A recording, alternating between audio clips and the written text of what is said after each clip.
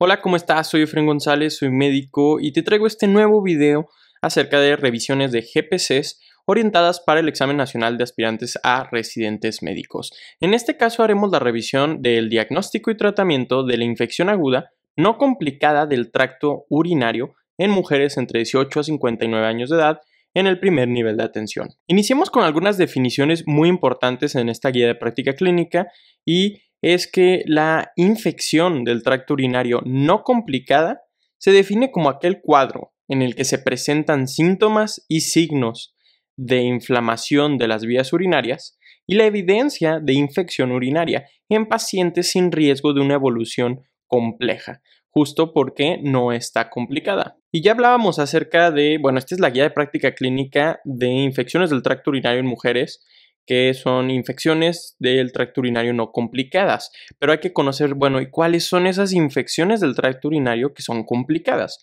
En general, vamos a hablar de ITU para abreviar infección del tracto urinario, y aquellas ITUs complicadas son aquellas que se presentan en un paciente con una mayor probabilidad de que tenga una evolución compleja o mala, o sea, que tenga un peor pronóstico en el desenlace de esta infección del tracto urinario.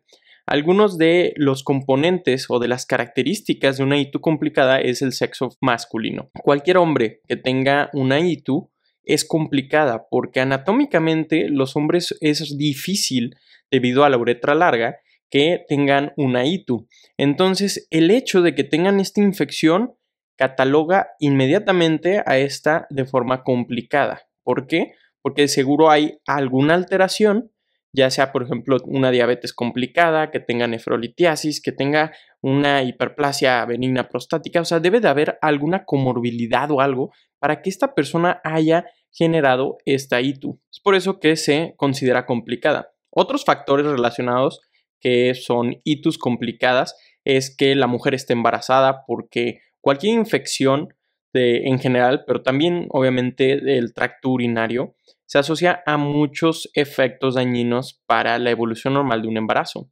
desde parto pretérmino, que desarrollen pielonefritis o alteraciones en el crecimiento. Asimismo, cualquier anomalía anatómica y enfermedades del tracto urinario, como puede ser también reflujo vesicureteral o por ejemplo nefrolitiasis, eso es una ITU complicada. Por otro lado tenemos catéteres urinarios permanentes e inmunocompromiso.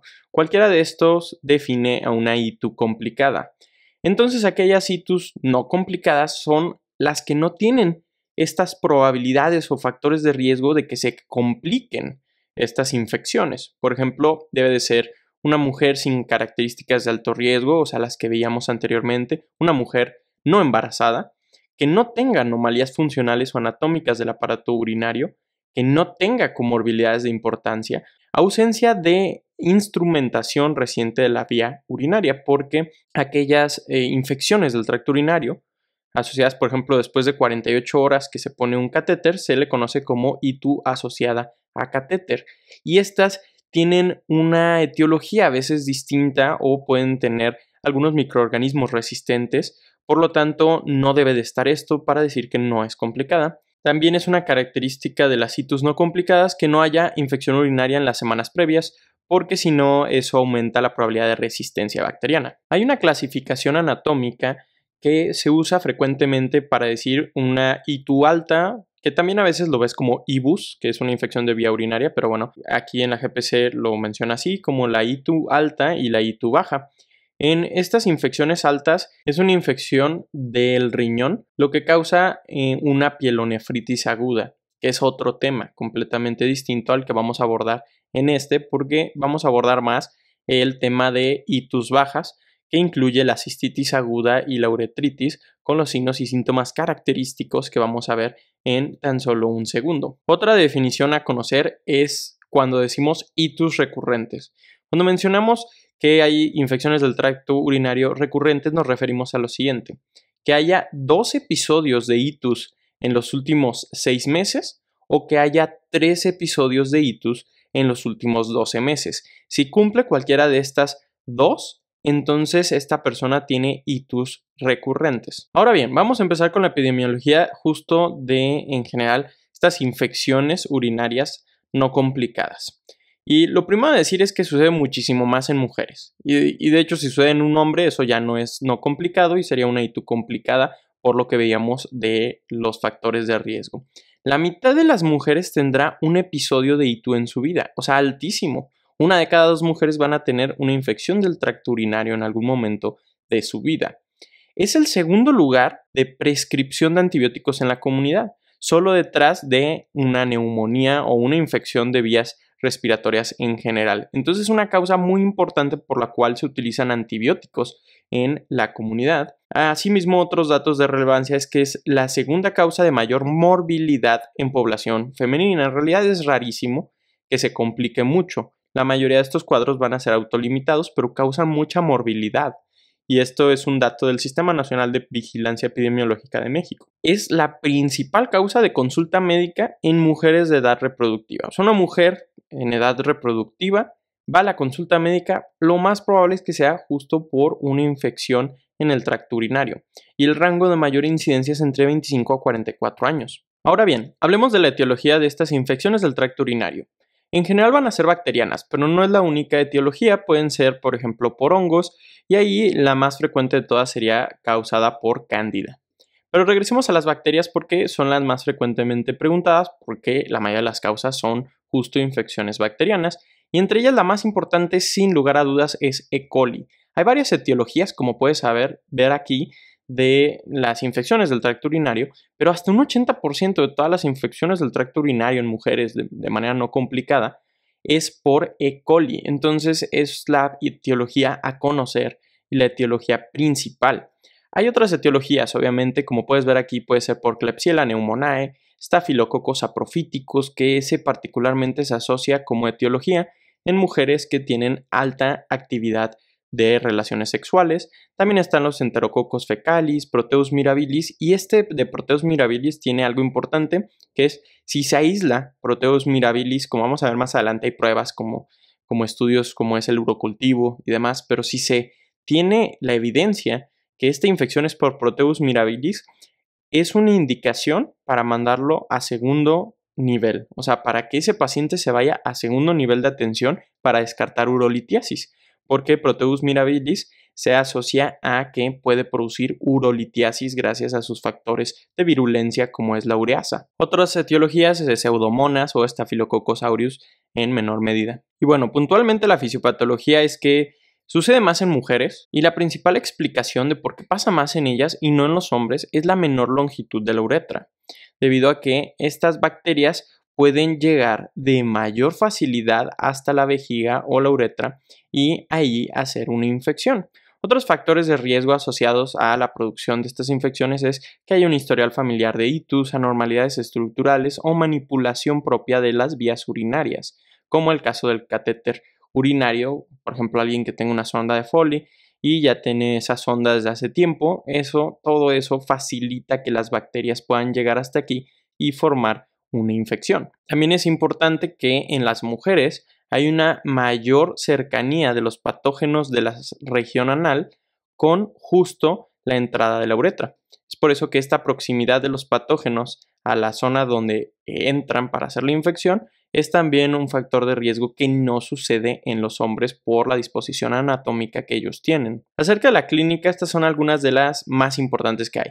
Disuria, que puede acompañarse, por ejemplo, de dolor o ardor al momento de orinar, polaquiuria, que significa que recurrentemente se está yendo para hacer justo la micción, esto por la irritabilidad que hay en la vejiga debido al proceso inflamatorio e infeccioso. La urgencia urinaria, asociado justo a lo que decía, hay como esta urgencia de ir rápido al baño porque no pueden aguantar el estímulo de la micción justamente. También puede haber nicturia o hematuria macroscópica. Por sí sola, la disuria es el síntoma individual más útil para predecir una ITU y sobre todo se va a sospechar de una infección del tracto urinario en la presencia de esta clínica, pero que haya una ausencia de flujo, de prurito o de irritación vaginal.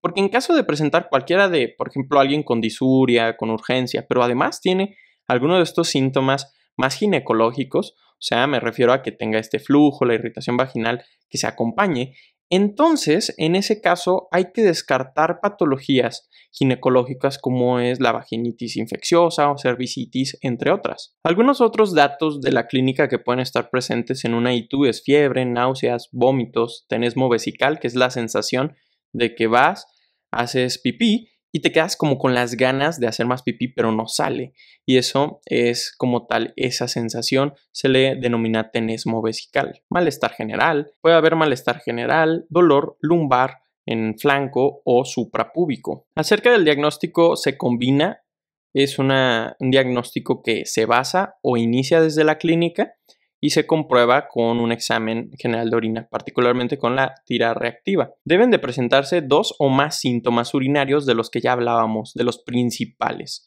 O sea, por ejemplo, disuria, polaquiuria, urgencia, nicturia o hematuria macroscópica. Particularmente es de más utilidad el hecho de encontrar al menos 2 de estos 3 es muy indicativo de una ITU y el valor predictivo positivo es muy alta. Y bueno, en general, encontrando estos síntomas compatibles, o sea, que tenga esta clínica, entonces se va a solicitar una tira reactiva.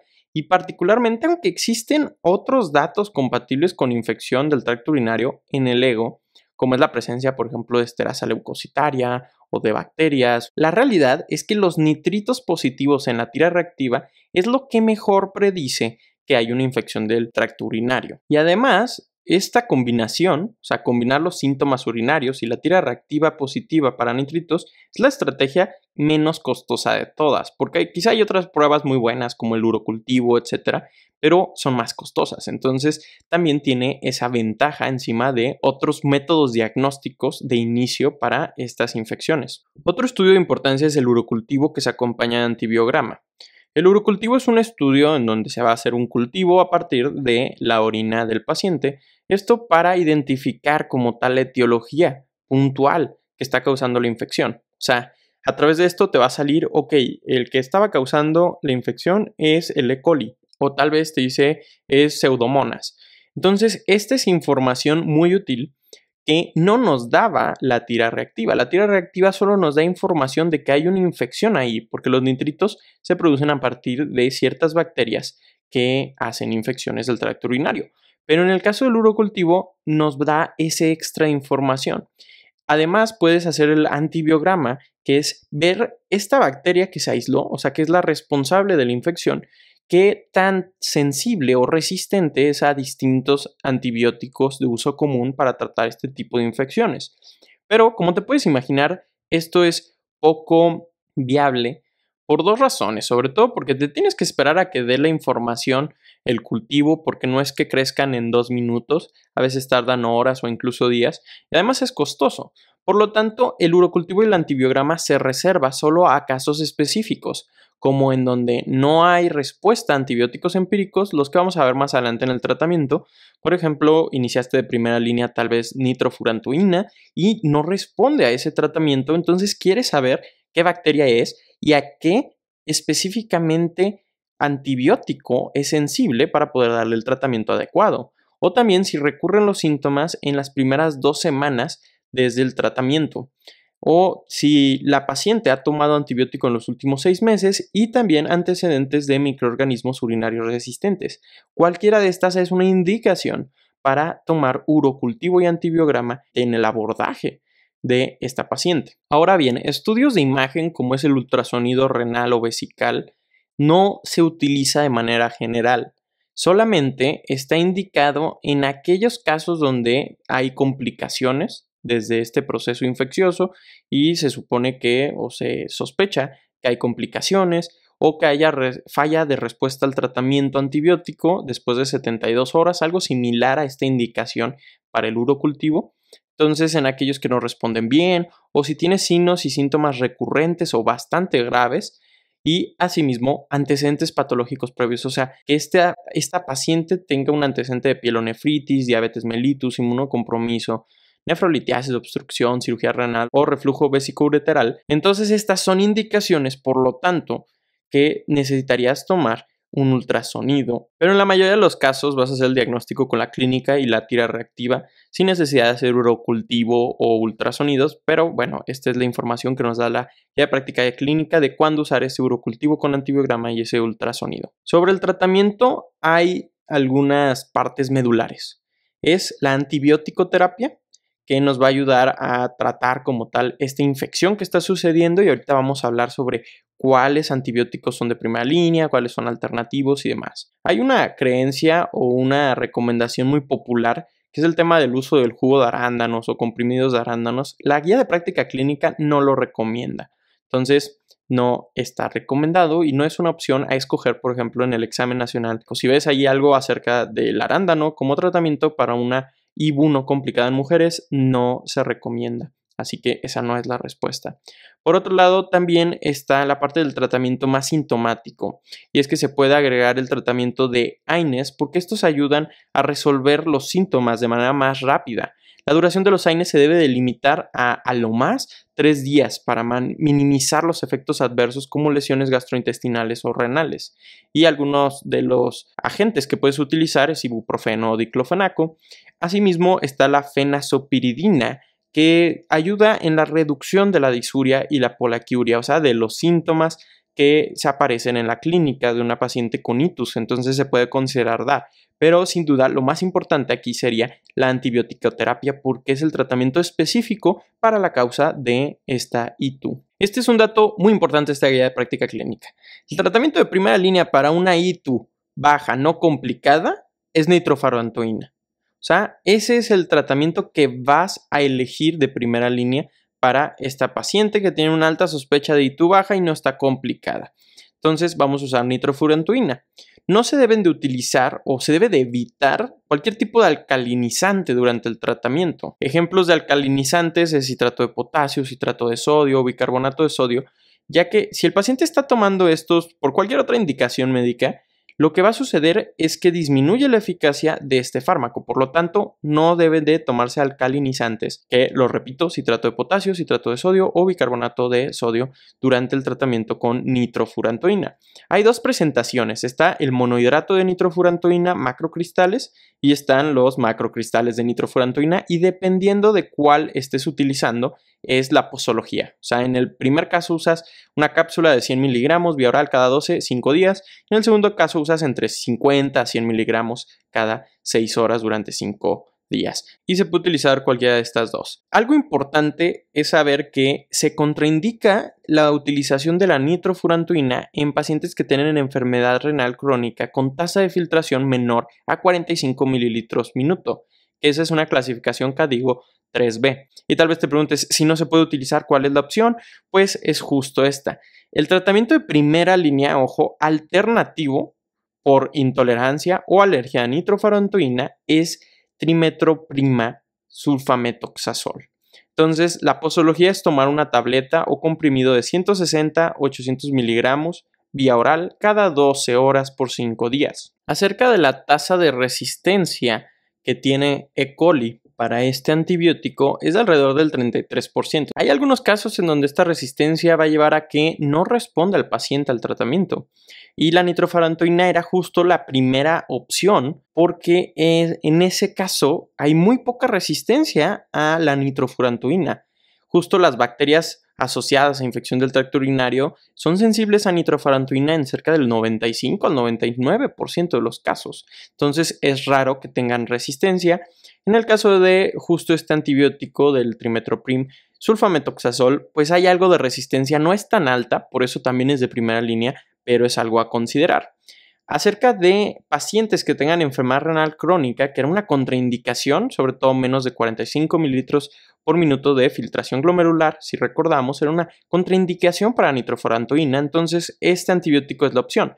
Pero en estos pacientes, de todas maneras, se tiene que hacer un ajuste renal, o sea, significa que en función de qué tanta función residual tenga el riñón, vas a disminuir las dosis y no va a ser esta posología que es la posología general en cualquier paciente. Entonces, en aquellos que tengan enfermedad renal crónica, sí se pueden utilizar, pero se tiene que hacer un ajuste renal. Muy bien, entonces existe el tratamiento de segunda línea, que este es utilizado cuando hay 48 horas sin respuesta con tratamiento de primera línea, o sea, que no respondió 48 horas a esa nitrofurantoína o a esa trimethoprim sulfametoxazol en caso de que no puedas usar nitrofurantoína, o como tal se utilizan cuando hay una contraindicación clara a los tratamientos de primera línea, ¿no? Cualquiera sea que no se pueda usar ninguno de los dos. Y hay que recordar que en general, en este caso, o sea, cuando no hay respuesta con el tratamiento de primera línea por 48 horas, era una indicación de hacer un urocultivo, ¿no? Hay que recordar que si llevaba 48 horas o X horas y no estaba respondiendo a ese tratamiento, esa antibiótico-terapia, pues se necesitaba un urocultivo. Y es que es útil porque nos va a ayudar a guiar la terapéutica. La fosfomicina se puede utilizar de forma empírica, o sea, por ejemplo, no puedes usar las otras dos, no tienes urocultivo, pues puedes usar fosfomicina. Pero las otras opciones de segunda línea, en realidad se requiere de evidencia en el antibiograma de que la bacteria es susceptible. O sea, si quieres usar amoxiclav, o sea, amoxicilina ácido clavulánico o amoxicilina o ciprofloxacino, que son tratamientos de segunda línea, tienes que demostrar en un urocultivo que la bacteria es susceptible, porque en realidad hay altas tasas de resistencia o una tasa de resistencia de importancia.